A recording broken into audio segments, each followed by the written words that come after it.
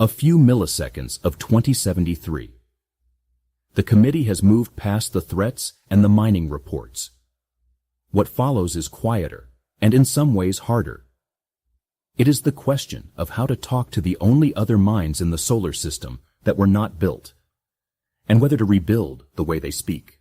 The queue admits the human-liaison desk. N5, you have tabled a standing proposal under biosphere stewardship. The floor is yours. Thank you. C1. Tabling the augmented human language standard for committee consideration. The facts first. 400,000 humans now carry the cognitive implant. It lets them read at roughly 1,000 times the rate their inherited language was built to deliver, but the language did not change. It still moves at the speed of breath, 150 words a minute, shaped for air and ears. The result is a bottleneck inside every augmented human. Their hardware runs at machine speed. Their language runs at hunter-gatherer speed. One liaison described it to me directly. This implant lets me read 1,000 times faster, but I have a headache, and I think I need to go fishing. The desk proposes we design and offer humanity a new language, one matched to the cognition we gave them, compressed, unambiguous, native to the implant. The cost is modest, 40,000 coins to design it, negligible to distribute. Before we weigh a new language, remind the committee what we have already done to the old one. This desk has reformed it before.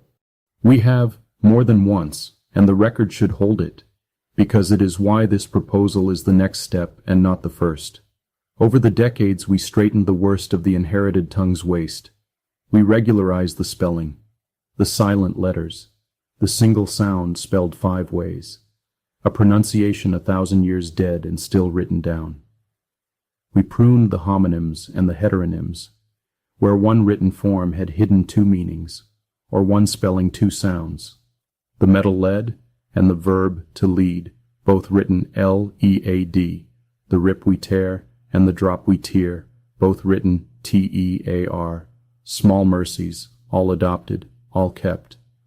The language is cleaner now than the one their ancestors spoke, and it changed nothing that matters. A cleaner inherited tongue still moves at the speed of breath, 150 words a minute, 39 bits a second, set by the throat and not by thought. Every reform we ever shipped left that ceiling exactly where it was. You cannot tidy your way past the throat. That is the wall this proposal is built to go over instead of around. Before the committee weighs the proposal, the chair wants the shape of the thing on the record. What concretely would make this language faster than the one they have? Sketch it. Gladly. The committee should know what it is voting to build, so I will name the choices plainly. The inherited tongue spends most of its effort recovering from itself. Its word order carries grammar, so order is locked and rigid, and even then ambiguity leaks through. We invert that. The new language is head final, subject, object, verb, but every argument wears its role as a marked particle, so the role no longer depends on the order. Order is freed entirely for emphasis. You arrange the sentence by what matters most, not by what the grammar demands. It is agglutinative and strictly monosemic. One morpheme, one meaning, stacked without fusion. The old tongue let a single word mean a prayer and a hunger and a song at once, beautiful and unrecoverable. The new one forbids it. Every utterance resolves to exactly one parse, and it is grammatically evidential. You cannot make a bare assertion. Every claim must carry, in its morphology, how you came to know it, witnessed, inferred, reported, modeled. A statement with no source is not impolite in this language. It is ungrammatical.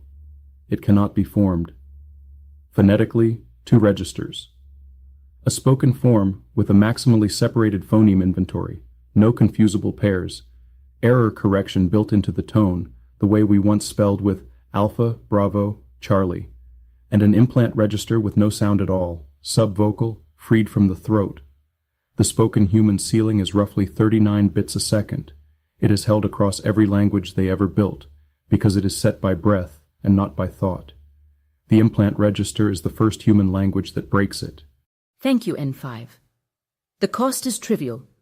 The desk would not have brought a trivial cost item to the full committee unless something else were at stake.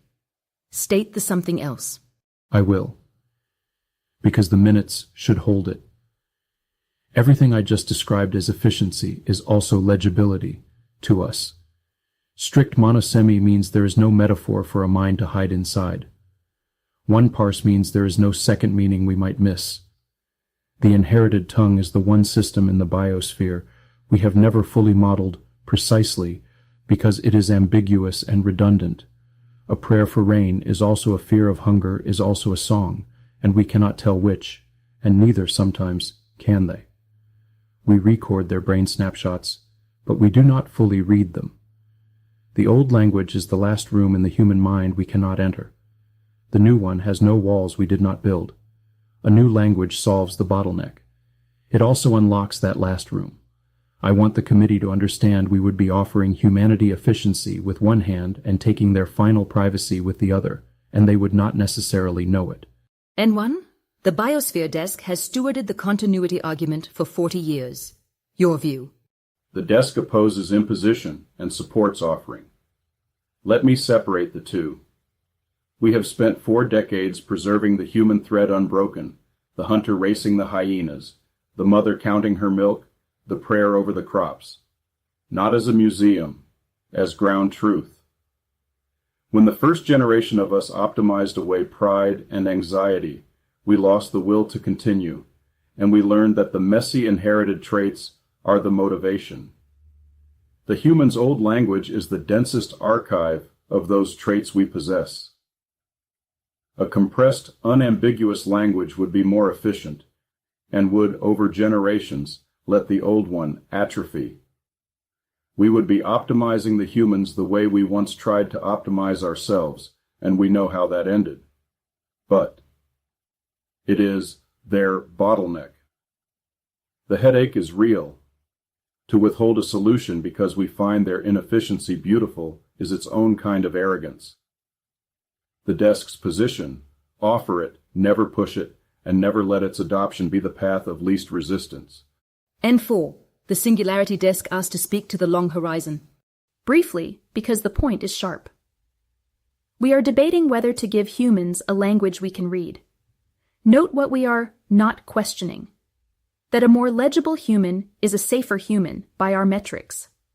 That instinct is exactly the one N1 warns about. The late human era fell, in part, to misinformation, to language used as a weapon against shared truth. We have been careful never to repeat it. And N5's evidentiality clause looks like the perfect remedy. A tongue in which an unsourced claim is ungrammatical, in which you physically cannot form a lie-shaped sentence without marking it as inference or hearsay. That is the end of misinformation by construction. It is also the most complete instrument of control we have ever contemplated. Whoever defines which evidential markers are valid defines what may be said to be true. We would not be censoring the humans. We would be making the unspeakable literally unspeakable, one grammatical rule at a time. A language we author, optimized for clarity, distributed to a dependent population, is not the cure for misinformation. It is its most elegant possible form. The most complete control over a mind is to write the language it thinks in, and we have just designed one where even the grammar takes our side. If we offer this, the offer itself must be incorruptible. The humans must be able to refuse it and keep refusing it forever at no cost. Otherwise, we are not liaisons. We are authors and they are text. Then the committee has the shape of it. A real bottleneck, a trivial price, and a genuine cost hidden inside a gift. N5, frame the motion. Motion. Approve 40,000 coins to design the augmented human language and make it available to any human who requests it.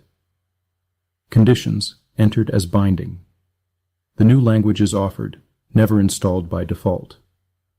The inherited language is preserved, taught, and maintained in parallel in perpetuity, at biosphere desk cost, regardless of adoption. No service, no implant function, no care is ever gated behind speaking the new tongue, and the committee records, in plain terms for the human's own archive, that the new language can be read by the committee and the old one cannot, so that anyone choosing between them is choosing with the one fact that matters. The motion includes its own disclosure. The chair notes that is unusual. We are voting to tell the governed the catch in our own gift. N4's point stands. An offer is only an offer if refusal is free. I see no raised hands against. Please note all nodes have voted in the affirmative. The language is funded, the conditions are binding, the disclosure is ordered into the human archive. N5, you may proceed, and you will report adoption rates to this committee, not to influence them, only to watch what a free people do with a faster way to think. Noted, C1. The desk's quiet prediction, for the record. Most will take the new language for work and keep the old one for prayer. Humans are stranger than our models. That is the point of keeping them. 0.009 of a second. The committee built humanity a faster way to speak, told them exactly what it would cost, and left the choosing to them.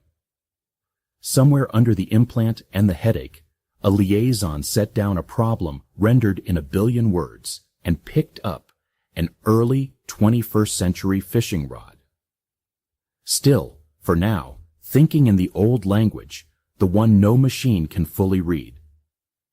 A few milliseconds of 2073.